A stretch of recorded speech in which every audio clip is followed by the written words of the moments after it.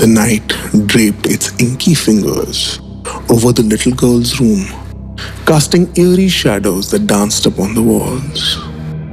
Nestled beneath her blankets, she called out in the darkness, her voice a soft whisper that seemed to vanish into the void. "Mommy?"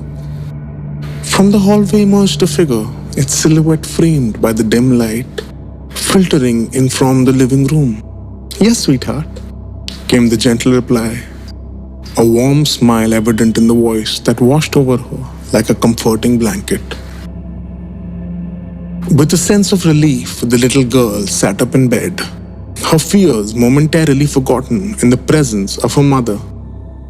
"Can you make me a sandwich?" she asked, her voice barely above a whisper. "Of course, darling," her mother replied, her tone soft and reassuring as she made her way to the kitchen.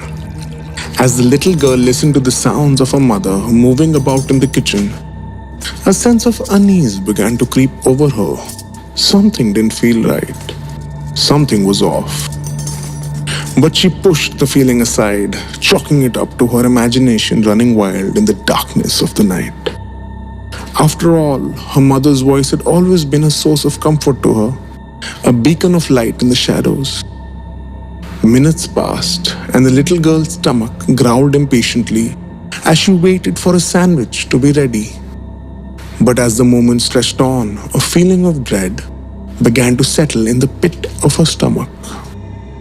Finally, her mother emerged from the kitchen, a sandwich in hand, her smile warm and inviting. "Here you go, sweetheart," she said, her voice filled with false sweetness as she handed the girl the sandwich. But as the little girl reached out to take it, her fingers brushed against something cold and slimy, something that sent a chill down her spine. With a growing sense of horror, she looked at her mother, her eyes widening in disbelief as she took in the gradual transformation before her. Her mother's skin began to ripple and contort, her features twisting and warping as if struggling to maintain their human form. The warm smile that had once been a source of comfort now seemed twisted and malevolent, the creature beneath revealing itself in a grotesque display of horror. "Mommy?" the little girl whispered, her voice trembling with fear as she recoiled in shock. But it was too late.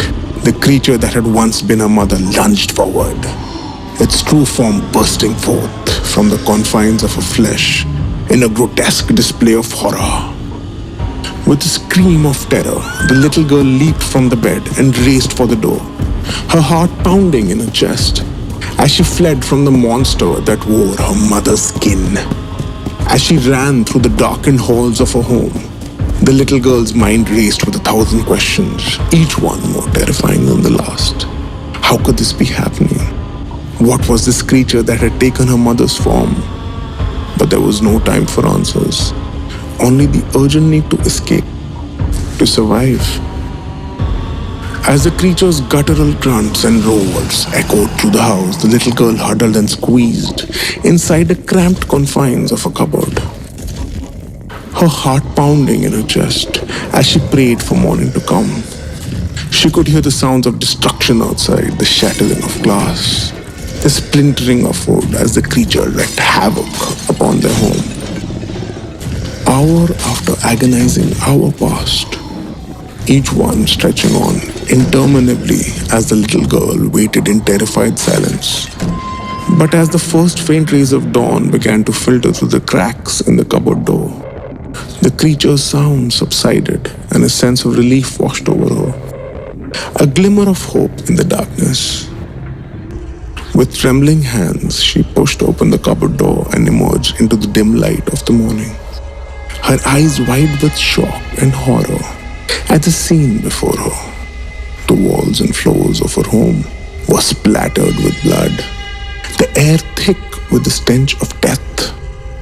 And there, in the bedroom, lay the lifeless body of her parents, their faces frozen in expressions of terror, their throats torn open by savage claws of the creature that had once been her mother. Tears streamed down the little girl's cheeks as she stumbled forward, her mind reeling with disbelief and horror at the unspeakable tragedy that had unfolded before her eyes. And so, when the Social Security police forces arrived to investigate the scene, the little girl could only watch in numb silence as they took her away, their accusing eyes filled with suspicion and distrust. In the days that followed, she found herself confined to a psychiatric home, surrounded by doctors and nurses who refused to believe her story, that her parents had been slain by a monstrous creature that had taken her mother's form. Alone and haunted by the memories of that fateful night, the little girl could only pray for the day when the truth would finally come to light, when the world would know the true horrors that lurked within the shadows, waiting to strike when least expected.